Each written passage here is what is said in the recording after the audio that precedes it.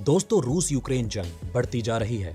रूस हमले करने से रुक नहीं रहा, वहीं यूक्रेन आत्मसमर्पण करने को तैयार नहीं। इसी बीच रूस की तरफ से एक बहुत बड़ी खबर आई है। खबर है कि रूस के राष्ट्रपति व्लादिमीर पुतिन ने न्यूक्लियर डिटरेंस फोर्स को हाई अलर्ट पर होने का ऑर्डर दे दिया है, जिसका मतलब है कि ये फोर्स पुतिन के एक इशारे पर यूक्रेन पर न्यूक्लियर वेपन से हमला कर सकती है, क्योंकि ये फोर्स अपने देश के परमाणु हथियार को नियंत्रण करने के लिए बनाई गई फोर्स है। अब रूस यूक्रेन को परमाणु हथियारों की धमकी दे रहा है।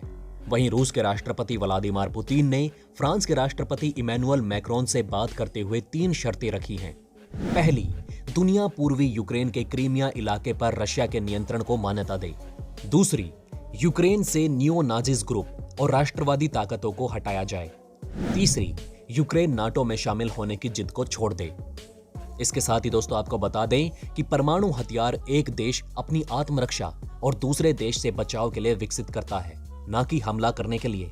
इसी के संदर्भ में एपीजे अब्दुल कलाम जी ने कहा था कि ये हथियार शांति के हथियार हैं, जो दूसरे देशों को हम पर हमला करने से रोकते हैं। यानी खुद को इतना विकसित कर लो कि कोई आप पर हमला करने के बारे में सोचे भी ना।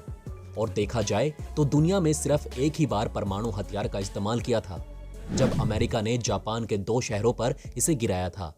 पर अब स्थिति बदल चुकी है। पूरी दुनिया में 9 देशों के पास परमाणु हथियार हैं, जिनमें रशिया सबसे आगे है।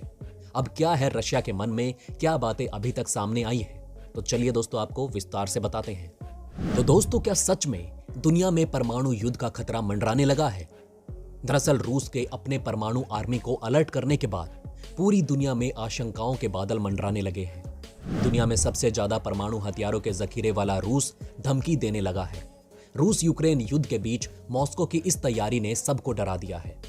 रूस के परमाणु हथियारों की कमान वाले परमाणु निवारक बल बेहद खतरनाक दस्ता माना जाता है।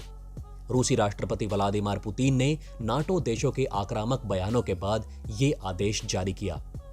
माना जा रहा है कि पुतिन इसके जरिए अमेरिका और नाटो पर दबाव बना रहे हैं। आमतौर पर परमाणु हथियार दस्ते वाले ऐसे यूनिट्स को अलर्ट करने का दस्तूर नहीं रहा है। कई विशेषज्ञों का मानना है कि रूस केवल इसे धमकी के तौर पर देख रहा है। रूस के क्षेत्र में किसी ने हमला नहीं किया है। कुछ अमेरिकी विशेषज्ञों ने कहा कि यूक्रेन की तुलना में रूस काफी ताकतवर है, इसलिए इस अलर्ट को केवल दबाव के तौर पर ही देखना चाहिए। रूसी राष्ट्रपति के परमाणु फोर्स को अलर्ट करने का मकसद क्या हो सकता है? दरअसल दोस्तों, जिस तरह से पश्चिमी देशों और नाटो ने यूक्रेन को हथियारों की सप्लाई करने और मदद करने का फैसला किया है, वो रूस को उकसा रहा है। अमेरिका और पश्चिमी देशों ने रूस पर कड़े आर्थिक प्रतिबंध भी लगा दिए हैं। इसमें राष्ट्रपति पुतिन और कई बड़े नेताओं की संपत्तियों को जब्त करने का फैसला भी है। पुतिन ने 27 फरवरी को रूस के रक्षा मंत्री सर्गेई शोइगु और चीफ ऑफ स्टाफ वॉलरी गेरासिमोव के साथ बैठक के दौरान परमाणु फोर्स को अलर्ट मोड में रहने का आदेश दिया है। इसका साफ मतलब है कि अगर स्थिति बिगड़ती है तो रूस परमाणु हमला करने से भी नहीं हिचकिचाएगा। वहीं रूस के परमाणु अलर्ट का अमेरिका और नाटो ने कड़ा विरोध किया है। नाटो ने कहा कि रूस इसके जरिए पूरी दुनिया में डर का माहौल बनाना चाहता है। दूसरे विश्व युद्ध के दौरान अमेरिका ने जापान पर 2 परमाणु बम गिराए थे। उस हमले का दंश हिरोशिमा और नागासाकी आज भी झेल रहा है। ऐसे में रूसी अलर्ट ने पूरी दुनिया को हिलाकर रख दिया है। अगर रूस परमाणु हमले का दुस्साहस करता है तो इसका परिणाम कल्पना से भी परे होगा। दूसरे विश्व युद्ध के बाद कभी दुनिया ने परमाणु युद्ध नहीं झेला, लेकिन इन हथियारों की होड़ अभी तक जारी है। रूस और अमेरिका जैसे देशों के पास सबसे ज्यादा परमाणु हथियार हैं। ये देश इन हथियारों के रखरखाव और प्रयोग के लिए अलग यूनिट्स बना चुके हैं। वैसे तो इस बल के बारे में विशेष जानकारी तो सार्वजनिक नहीं है, लेकिन माना जाता है कि nuclear command and control system परमाणु हथियारों के इस्तेमाल का पहला कमांड सिस्टम है।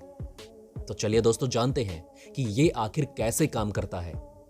दोस्तों, शांति काल में परमाणु हथियार बल को इस तरह के अलर्ट पर नहीं रखा जाता। ये बल इस दौरान लॉन्च करने वाले सीक्रेट को डिस्कनेक्ट कर देते हैं। लेकिन अगर इन्हें या रूस को लगता है कि उन पर कोई हमला हो सकता है या होने का खतरा है, तो उस स्थिति में सीक्रेट को तार से फिर से कनेक्ट कर दिया जाता है।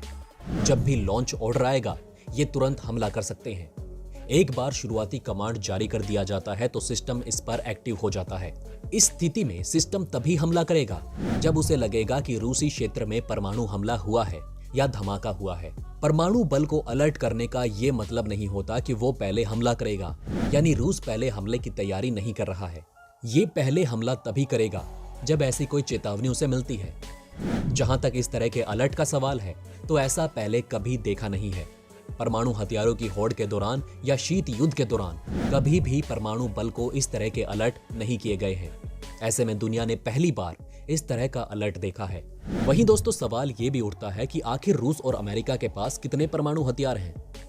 तो दोस्तों, जिस तरह से रूस ने परमाणु बल को अलर्ट मोड में किया है, उससे साफ पता चलता है कि परमाणु हथियार बीते वक्त में दुनिया के शक्ति संतुलन को बदलने की क्षमता रखते हैं। रूस के पास अभी 6000 परमाणु हथियार है, जबकि अमेरिका के पास 5500 न्यूक्लियर वेपन है। ये हथियार अगर इस्तेमाल किए जाएं, तो करोड़ों लोगों को मौत की नींद सुला सकते हैं। इन हथियारों के जरिए दुनिया को डराने का भी काम होता है। अब दोस्तों, क्या इस धमकी से दुनिया में हो जाएगा परमाणु युद्ध?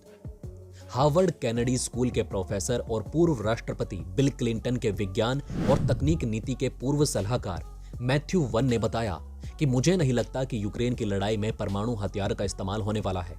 इसकी मुख्य वजह यह है कि अमेरिका और नाटो ने साफ कर दिया है कि वे यूक्रेन में अपनी सेना नहीं भेजेंगे।